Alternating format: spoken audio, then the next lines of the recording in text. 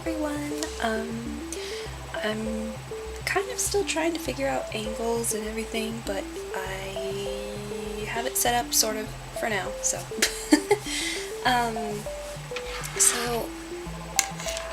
As you can see, my desk is a mess of different furs and everything, so I wanted to do like a quick, maybe, video about wig making and the supplies you'll need and the different types of materials you can use. So, I'll go ahead and start with the glue that I use. So I use E6000 Fabrifuse. And the reason I use this is because it is, like, you know, I don't want to say industrial strength, but, you know, E6000 is known for being industrial strength. But it is actually legitimately waterproof. You know, you can use your cheap little craft glues, and I have one somewhere nearby. You know, you can use your cheap little craft glues and fabric glues from Joann's, but I did try to wash a wig after using this, even though it says washable. It is not. I mean, it stayed together, but it got really tacky and questionable. This one, it gets like just ever so slightly tacky, but it is waterproof. It doesn't come apart, and it doesn't feel like it's going to come apart. It just kind of feels like it got wet. And for me personally, I prefer that because when you're working with things like alpaca, for instance, they're living creatures, therefore they get oily. And so I had some alpaca that I had literally washed, dyed, washed again, and there was still just like a little oily spot that I had to go back in and touch up. And then the other day I was working on Junjae, and I didn't take his wig off like a genius, and I sprayed his back, so the back of his wig got all crusty, so I had to wash his hair. So I like to make them waterproof just to be certain. So yeah, and this, even though it's E6000, it's low odor, so like you really have to like stick it up to your face in order to smell anything. So this is where I've kind of landed comfortably. I know Aleen's makes a fabric, like a waterproof fabric glue too, but it is odorous. As for the next thing, the head caps, I have here my two boys that as you can tell, I've been working on their head caps. So for me, what I've found works the best is 2 layers of essentially pantyhose or tights. You want something that is thin enough to where it'll lay flat and you won't get a ton of wrinkles, or you can pull the wrinkles out. As you can see, what I was doing is I glued down and then I pulled it taut, and the glue kind of held it there, so that you don't get a super wrinkly head cap. I know some people use like jersey material, but again, this is what I've comfortably started working with, and I have a couple. I made these out of single piece, so you can tell the difference between doubling up the fabric or having a single layer. These I use just the single layer for like Barbie repaint. So like this guy, I made his wig, and I used yarn, so we'll get into that and he'll come back in a second. But for the smaller dolls, you could probably get away with 1 layer, but I would suggest 2 for larger dolls. And then I coat it in 2 layers of glue. I know some people do 3 to 4. It all depends on how hard you want your wig cap to be. So on that note, the next thing we can look at is your fiber. So obviously they're synthetic. And another resource that has really good wig making tutorials is Lomi's Playground. It's a YouTube channel, and she does like super awesome things with her dolls. But she's done a ton on making different wigs, and she has a video on why she doesn't like using synthetic fiber for this style of wig. And it's mostly just because it's really springy and thick. And for the amount that you pay for the synthetic fiber, you might as well just buy a synthetic wig, because it'll probably turn out better than your own creation. So I don't really delve into synthetics at all.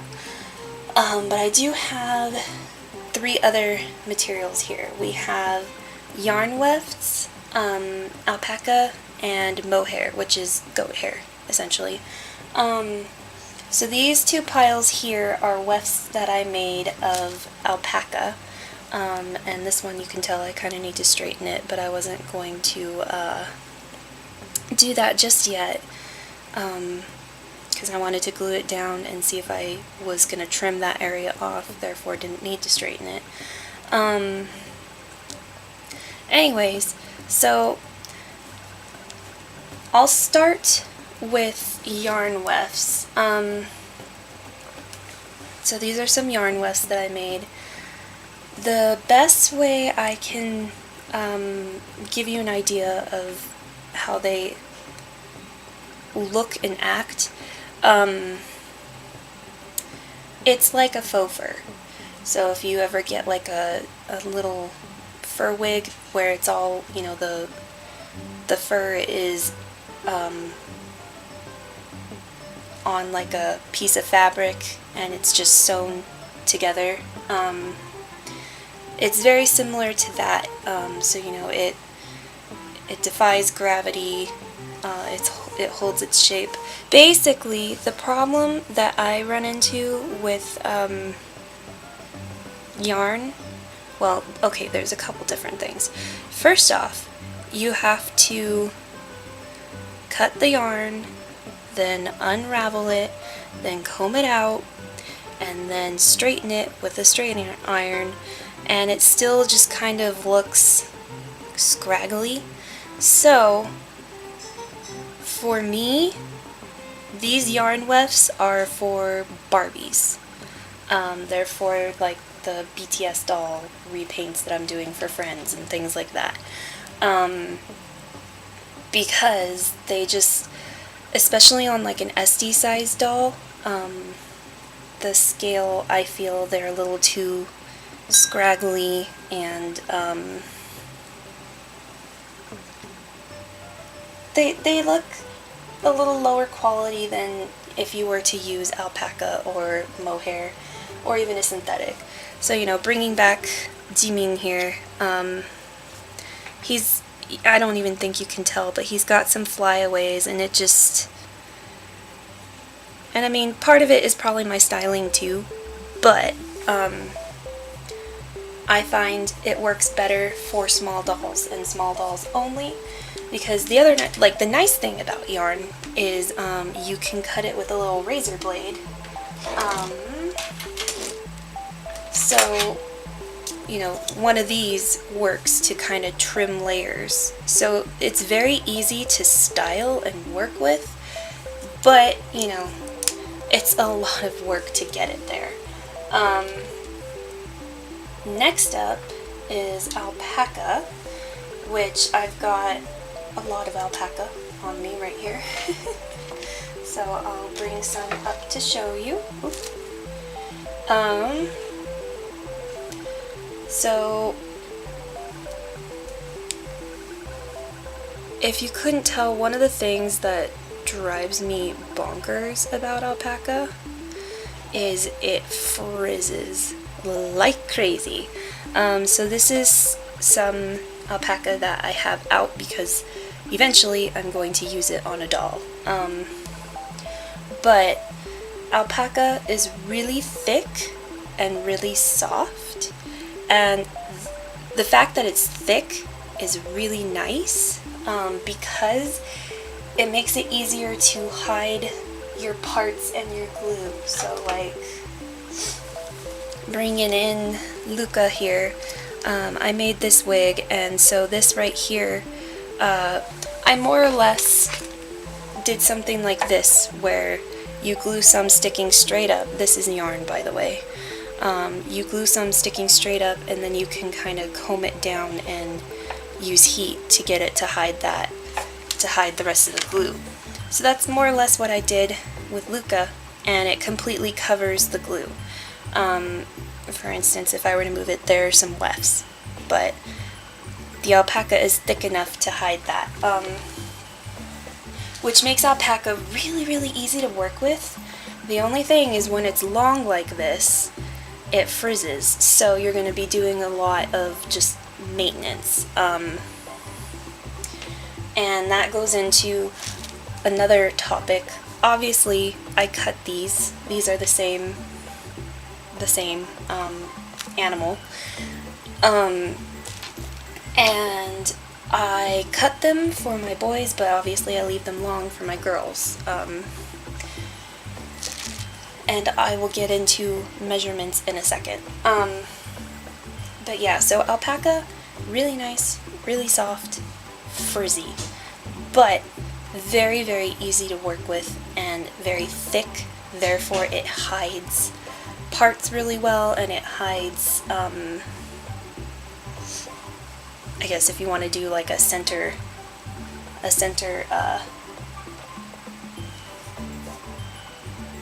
piece, if you will. So next up is mohair, which I am actually kind of partial to mohair, but it really depends on the look you're going for. Mohair tends to be a little more variable from animal to animal. For instance, the softer it is, the younger the animal is. That's one thing I've kind of learned. So this is mohair. It has a natural wave to it. You can straighten it, and if you were to straighten it and wash it, it will curl again. So mohair kind of acts very similarly to human hair, except it's thin enough to look better on a doll than like synthetic hair or even human hair. The thing about mohair is because it's so thin, you can see her part here. I actually bought some more mohair to fill this in, but it's really, really hard to cover your part with mohair and not have it see-through.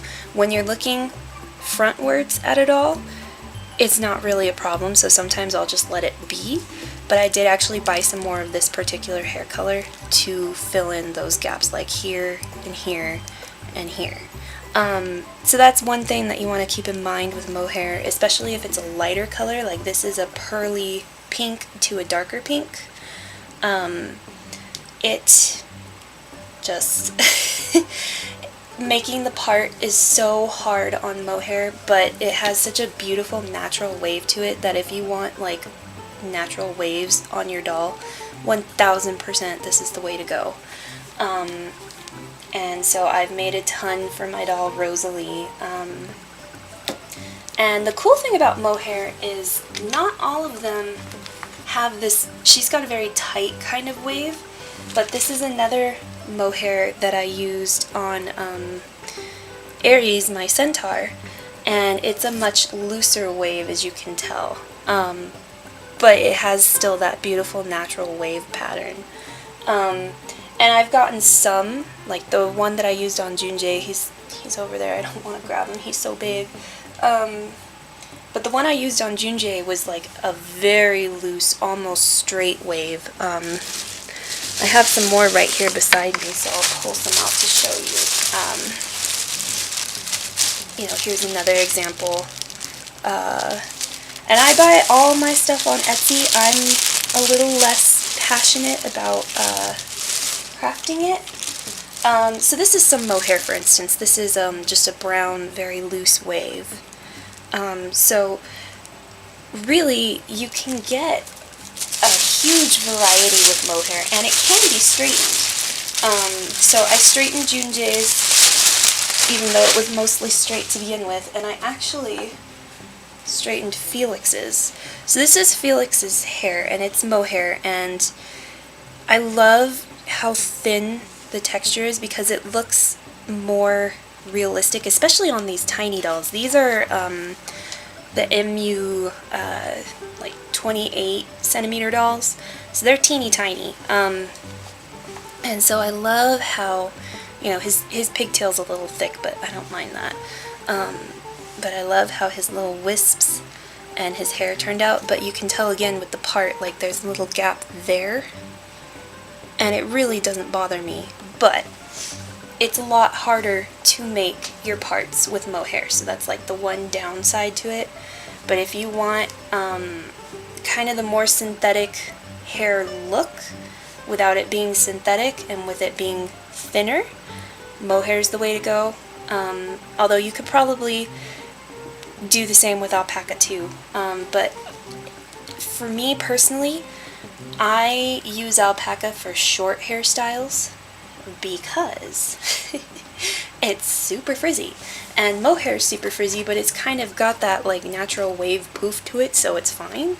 But also, you know, this is straightened mohair, and it's really, it acts a lot more like our hair would, and alpaca acts like a very high quality fur, essentially. I mean, that's kind of what it is, but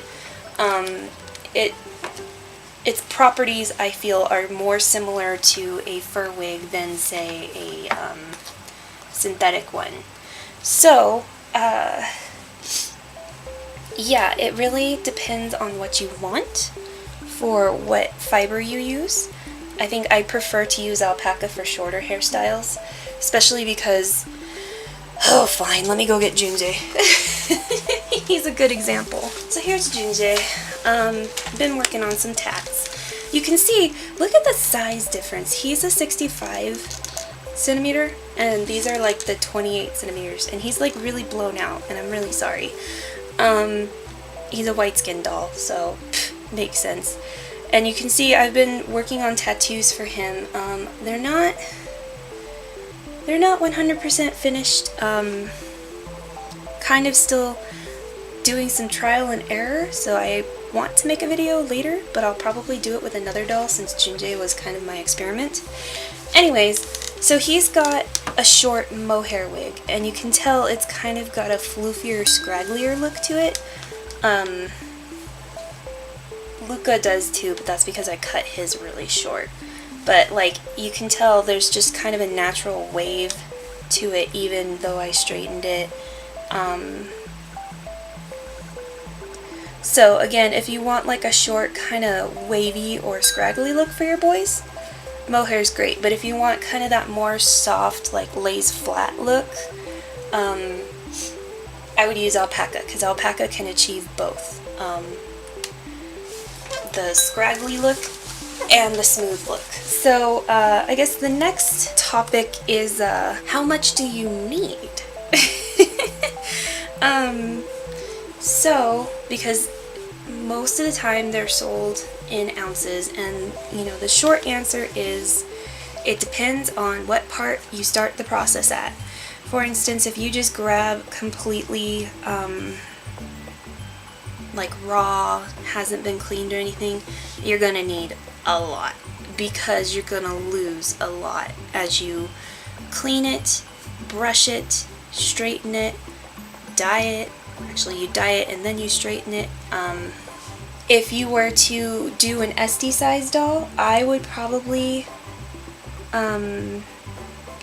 get like 50 to 60 grams. And you know, the stores will have measurements for that. 30 grams is an ounce, so 60 grams I guess would be 2 ounces. So I would get like an ounce and a half or 2 ounces, or you know, 30 to 45 to 60. To do a full length, if you weren't cutting the fibers, wig for an SD, you need a minimum of 30 grams. And you're gonna have to like really make sure you don't mess up, because you're gonna have probably none left over. So if you were to buy completely finished, ready to go on the doll hair, minimum 30 grams for an SD if you're not cutting it. Now with this pink, I got about 14 grams and I cut it in half, so that gives me enough to make a short SD wig. So if you want you know, if you want a shorter hairstyle, you can buy a little less and stretch the fabric. For MSDs, I tend to buy like 30 grams and then I just have some left over, just so you know that's the comfort zone.